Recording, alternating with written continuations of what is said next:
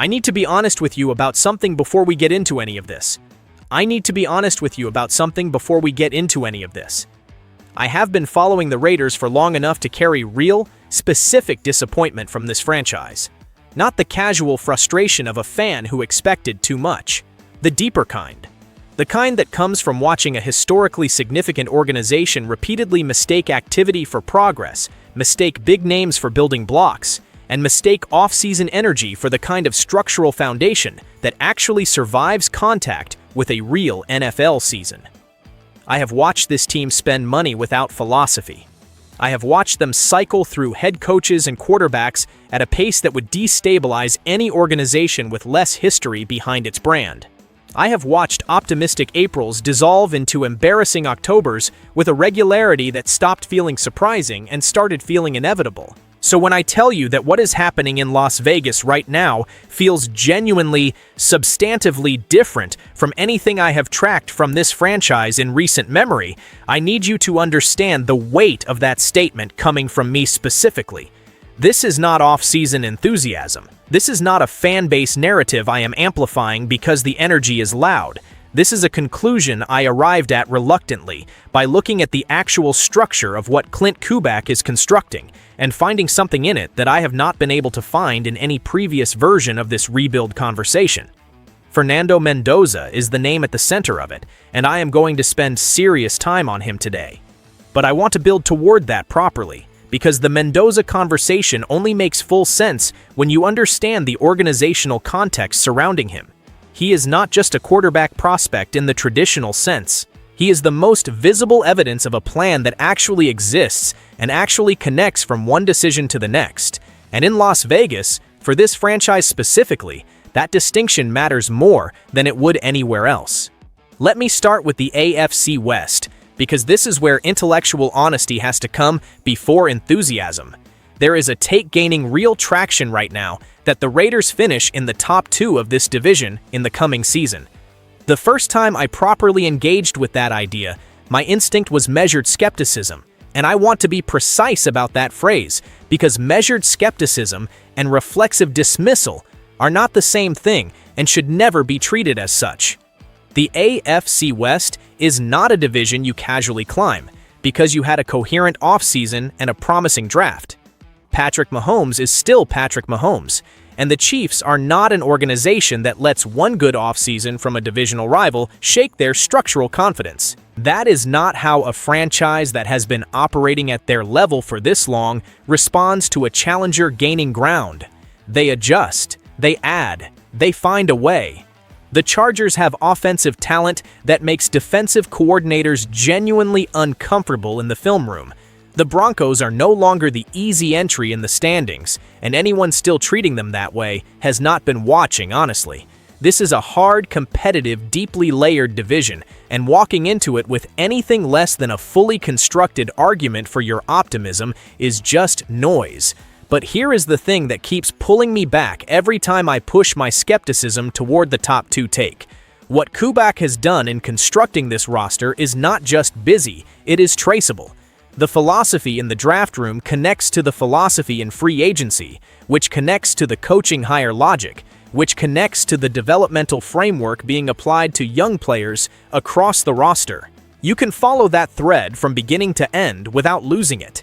You can see what the finished version of this team is supposed to look like, what identity they are building toward, and how each individual decision serves that larger picture, rather than existing in isolation as a reaction to a specific available option. Front offices cannot fake that kind of coherence through press release language. It either shows up in the actual architecture of the roster, or it does not.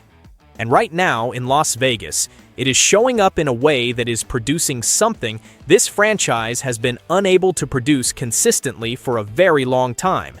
Decisions that make sense in relation to each other. Do I believe the Raiders win the AFC West outright? No. I am not going to manufacture a bold prediction I do not actually believe just to make the conversation sound more exciting. But finishing second, being the team that forces Mahomes to earn every single point rather than handing him a comfortable afternoon, competing with genuine relevance into December rather than quietly removing themselves from the postseason picture before the calendar turns cold. That is within real and legitimate reach. And reaching for that standard, even landing slightly short of it, would represent a quality of organizational progress that this franchise has genuinely been unable to sustain on any consistent basis. Now I want to slow down completely and sit with the Mendoza question the way it actually deserves to be sat with, because this is simultaneously the most complicated and the most compelling dimension of everything happening in Las Vegas right now. The take that Fernando Mendoza starts Week 1 is carrying enormous emotional energy, and I understand every molecule of the psychology behind it. When you have watched this organization cycle through quarterback after quarterback, each one arriving with their own carefully packaged version of promise, and most delivering their own version of the same familiar disappointment, and then something that feels genuinely and unmistakably different walks through the door, the impulse to want him out there immediately is not irrational. It is completely, understandably human. I feel the gravitational pull of it myself when I watch what Mendoza represents for this organization and try to picture what it looks like operating at full speed within the system being constructed around him. But my honest read is that Mendoza does not start Week 1. And beyond my read, I do not think he should, not unless training camp produces something so clear and so undeniable that the coaching staff is left with no legitimate alternative. Kubak has been explicit about the structure of this competition. No outcome is predetermined. The evaluation happens on the field through camp and the preseason, not in a conference room where organizational sentiment can quietly override objective performance assessment. That framework is not public relations management. It is disciplined organizational behavior reflecting a genuine understanding of how young quarterbacks develop and how you protect a franchise-level investment from being permanently shaped by circumstances it was never fully equipped to handle. Kirk Cousins is in this building for reasons that run considerably deeper than placeholder optics. A quarterback who has managed fourth-quarter situations with playoff positioning hanging in the balance, who has stood in road environments where crowd noise turns basic communication into a genuine operational challenge, who has felt the specific weight of NFL moments where the difference between winning and losing lives inside a single decision under maximum pressure. That accumulated experience has real value that does not appear cleanly in any statistical measure, but reveals itself in exactly the moments that determine outcomes. For a team still establishing its competitive identity and protecting a young quarterback, it does not want to break before he has the resources to handle the weight. Having that steadiness available is not a concession. It is intelligent roster architecture, allowing Mendoza to observe the professional game from the position of a sharp, engaged student rather than a player being asked to absorb a full starting role before the infrastructure around him is ready to properly support it. That is how you build something durable, rather than rushing towards something that feels exciting and then watching it fracture under pressure. You could have managed differently. I have seen this organization make the rushing mistake before. I am glad they appear to be making a different one. That said, I am genuinely not closing any door, and the precision of that matters. The NFL has never in its history respected a carefully constructed development plan when the evidence on the field says something different. If Fernando Mendoza arrives at training camp and is simply, unmistakably, undeniably ready in a way that communicates itself without ambiguity through every practice rep and every preseason series, then Kubak has to make the call the evidence demands. Good coaches do not defend frameworks they built before they had the information they now possess. They adjust to the reality developing in front of them, and they make the call that the field is telling them to make. This league is full of moments where the quarterback nobody expected to start in September was under center by opening day because the evidence became impossible to keep ignoring. Those moments happen to organizations that have built the right culture and hired the right people to recognize talent at the moment it announces itself. I am not ruling anything out. I am saying it needs to be earned so completely and so clearly that the decision essentially removes itself from the realm of debate. Here is my actual projection for how this season unfolds, and I want the specificity to land properly. the Raiders make the playoffs. Fernando Mendoza is a meaningful reason why. But the version of that I actually believe is not the one where Mendoza starts week 1 and immediately silences every critic from day 1 of the regular season. The version I believe is more grounded than that, and honestly more compelling because of its groundedness rather than in spite of it. There is a real, traceable path where this season opens with Cousins providing the professional steadiness this team needs while it finds its competitive rhythm. Competent, experienced, reliable in the ways veterans are reliable, but not quite the dynamic, spark-producing quality that definitively separates a playoff team from a team that almost gets there. And then somewhere in the middle of the schedule, when the moment is right and the evidence on the practice field has been building toward it, Mendoza gets his shot. And instead of flinching under the weight of what that moment carries, instead of shrinking the way young quarterbacks sometimes do when the situation gets genuinely heavy and the stakes are visible and the margin for error tightens, he goes directly at it. I have watched that exact story play out in this league more times than I can comfortably count, and it never fully loses its power no matter how many times you have seen a version of it before. A team that looked like it was drifting quietly toward another season of close but not quite suddenly catches electricity from a young quarterback who has not yet accumulated the specific fears and hesitations that professional experience deposits in layers over time. That is the genuinely dangerous thing about young quarterbacks with real tools and real football intelligence in the right situation. They have not been told enough times what they supposedly cannot do. They play without the self-protective mental filters that experience installs, and that quality becomes incredibly difficult to scheme against because it does not follow the predictable decision patterns defenses have spent years learning to anticipate and exploit.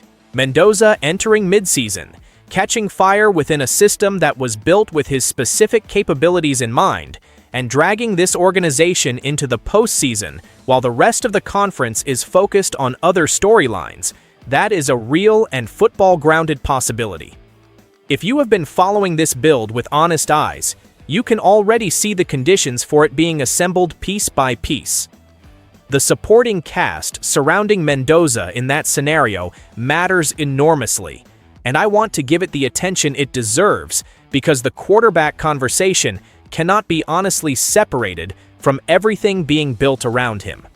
Brock Bowers is already operating at a level that creates genuine, weekly, scheme-breaking problems for defensive coordinators across this league. There is not a linebacker and safety combination that wants to spend full collective mental energy tracking where he aligns, what leverage he creates out of his breaks, and what he does with the football in open space after he makes the catch.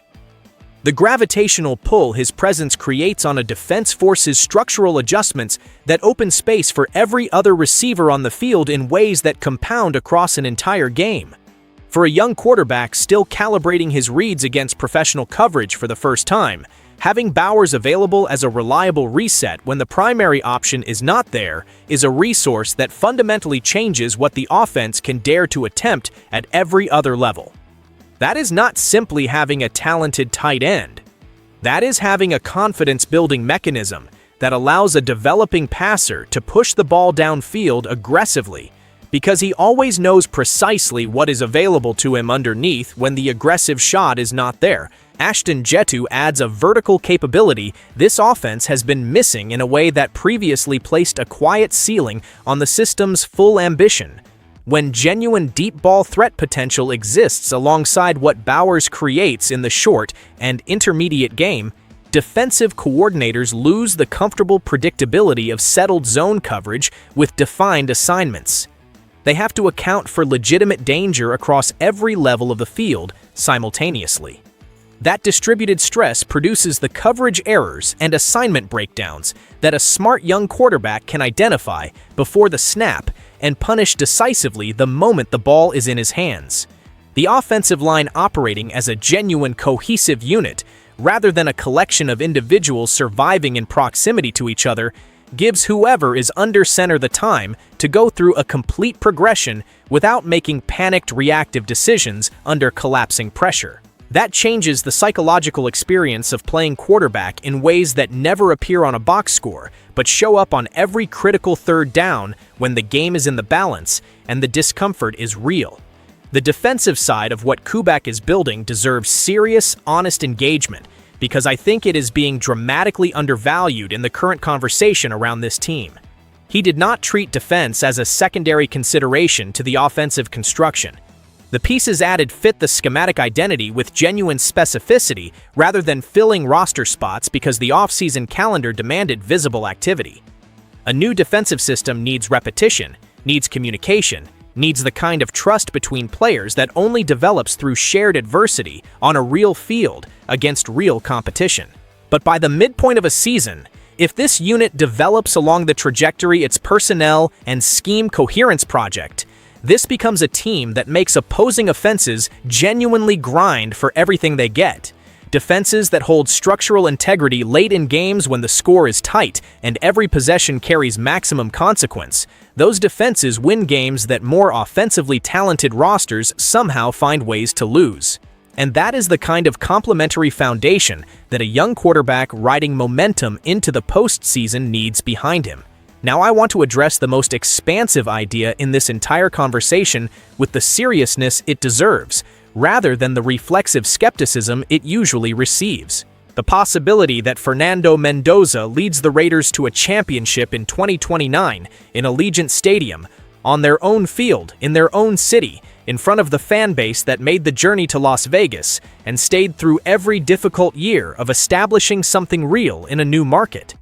When I first let that scenario fully settle, the instinct was to file it under pure passion rather than football reasoning.